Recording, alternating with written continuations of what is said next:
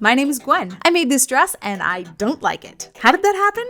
Well, it's a long story, but all you need to know is that I'm absolutely going to fix it. Today, and a little bit tomorrow. And probably some next week, because I gotta do stuff. But there's only 2 things I don't like about this dress, so no worries. I just have to change everything. This is the old pattern. The first thing I did was trace it out onto fresh paper and modify, well, anything that didn't give me joy. I stopped when it looked nothing like the first attempt, although some of the bones are still there. I had more than enough of my fabric to give it a second go, and I was gonna make the most of it, starting with only cutting out 20 pieces instead of the previous 34.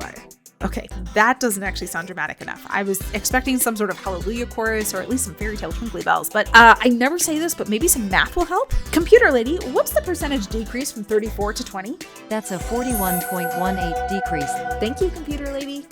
When I was done cutting everything out, I did go ahead and serge the edges of all the skirt pieces and the pockets, so I could skip some of the more fiddly parts of finishing all the raw edges. I didn't correctly adjust the tension on my serger, so it ended up fiddly in a different way, but that's the way the teeter-totter teeter-tots. First things first, I needed to make my 8 big skirt panels into 4 big skirt panels, so sew them together in pairs. And yes, I did that very much on purpose. I wanted this dress to look a little messy, like a 3 out of 10. Definitely planned to look like this, charmingly imperfect sort of messy. That's what I was aiming for on the first dress too. I mean, obviously, I decided to mix plaid with plaid with plaid with gingham, and since I have never once in my thousands of days on this planet actually been convinced that less is more, I miscalculated.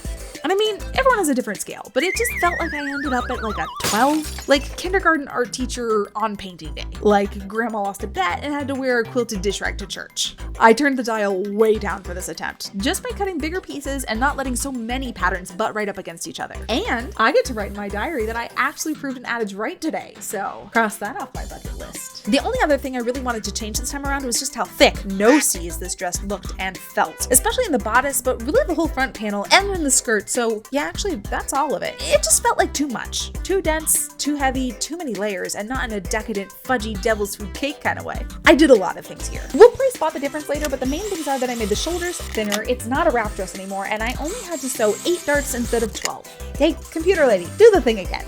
That's a 33.33 decrease. You're welcome. So this is what the new dress is going to look like, but just imagine it on a person and not looking like a weird daffodil. All through this, my cat had a habit of laying around on the old pattern pieces, the cursed pattern pieces, which I thought was so sweet because he was keeping me company, but he was out of my way and he was gently warning me not to use those anymore, as if I would forget. But then he started laying on this piece. So either he actually was just practicing his camouflage skills and laying on the whitest things he could find, or that piece was cursed too.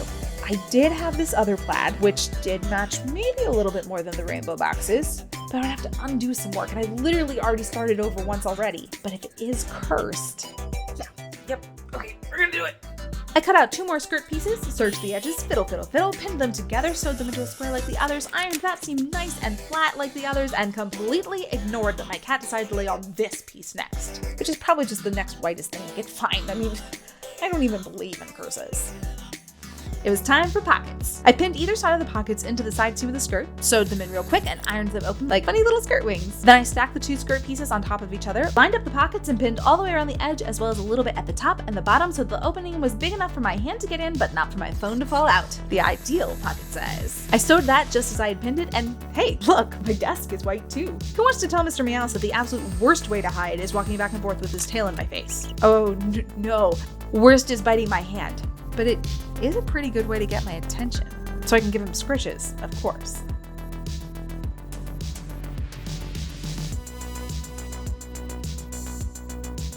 Once both pockets were in, I had 2 skirt pieces, which is still one too many, so I pinned them together at the back and sewed them together. The bodice was in 4 pieces still. Well, 8, because I had doubles of everything to make the lining. But I pinned the 2 back pieces together, then pinned the front pieces on at the shoulders, and it looked like a, okay, all I can think of is those weird and mostly gross sticky men that you used to like throw at windows and they would do somersaults down the glass. It's not accurate. But I sewed the bodice together and I sewed the lining the exact same way and then stacked them on top of each other and pinned a lot of the edges, but not all of them. Here's a diagram.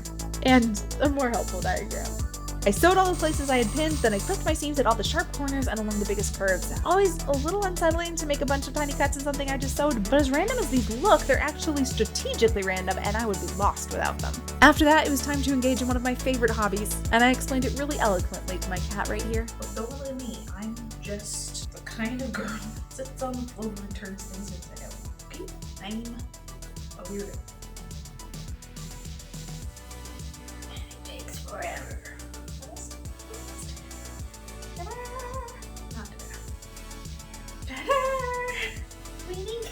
I did not film the next step because I Wish I could, but I don't want to. So basically what you missed is that I tried on the bodice and had to wrap the back piece around to the front and mark where it needed to meet the front piece so that I could sew it in that spot. And then I actually had a completed bodice. Yay! I sewed the bodice and the skirt together at the waist, but only on the outside layer, and then I gifted myself a very relaxing half hour to sit, listen to my audiobook, hang out with my cat, and hand sew the bodice lining to the skirt. It was just a really pleasant and easy way to make sure all the raw edges could get closed up inside. And then I had most of a dress, although it clearly needed some finishing touches. I marked where the actual center front needed to be on both sides, and to close it up, we're gonna put in a whole parade of buttons. 18 of them. I would have done more, but that's all the buttons the store had, so thank you, store, saved me from myself. Buttons, like most of us, like a little stability in their lives, so to help them out, I cut 2 bias strips as long as me and approximately 2 cat's paws wide. I would give you more accurate measurements, but you can see why I can't. Hey, I said not to get mad at me. That's what I said. You're the one that's in my way. I'm wonderfully accommodating. You can only lay here if you're nice to me. Right? That's your choice. That was his choice, and he stood by it 110%. I pinned the bias strips right sides together to the front opening on both sides of the dress, sewed them down from neck to hem, or from hem to neck. The order doesn't matter. Although one way you do get to say that you really fought your way up from the bottom. I ironed that open and cut away all the extra material that I really could have cut away earlier, but I procrastinate, and this is the very last chance I got, so I folded the bias strip over and pinned it all the way up and all the way down, and then I folded it over a second time and pinned it all the way up and all the way down. This seam is going to be visible, so I made sure to sew it from the right side of the fabric so that I didn't end up with any awkward stitches. And when I was done, I had these nice reinforced sections, perfect for anchoring buttons and buttonholes. I started with the buttonholes, and I just put on Sir Stabelat's button foot, measured and marked where I wanted the buttonhole to start, stuck my dress in the machine, and sewed a buttonhole. I want to say that then I just sewed 17 more, but I did not. I, in fact, ripped out every single thread of this buttonhole because, and I had many long conversations with my machine to try and figure out why it did this and never got a reasonable explanation for its insubordination. It made this buttonhole a 1/4 inch too short. In the end, I sewed 33 buttonholes in the pursuit of 18 usable ones. A process that can be boiled down to a single word from Past Gwen. Why? The key, it turned out, was to turn my machine off between buttonholes. Apparently, 2 properly sized buttonholes in a row was all it could handle without getting a nap in between. The lesson, obviously, is that everyone needs more naps. Okay, so after saying the word buttonhole 8 times, I hate it worse than armhole, so that's getting a new name, I guess. At the end of the day, I finally got the chance to sew on the actual buttons. And while I had been planning to try a new trick for sewing them on by machine, nope, not a chance, There's pushing your luck, and then there's standing on Hades' front lawn screaming, "I'm gonna live forever," while TPing his house, which actually sounds fun. Finally, I got to finish my dress just by folding up the hem twice and sewing it all the way around.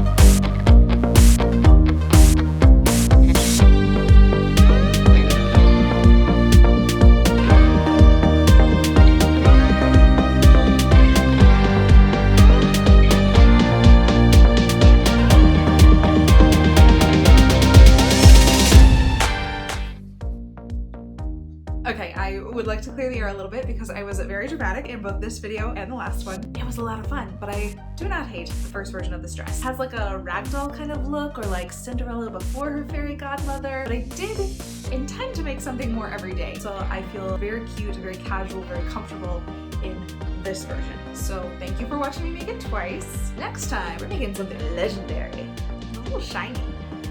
That sounds like a Pokemon, and it's not a Pokemon.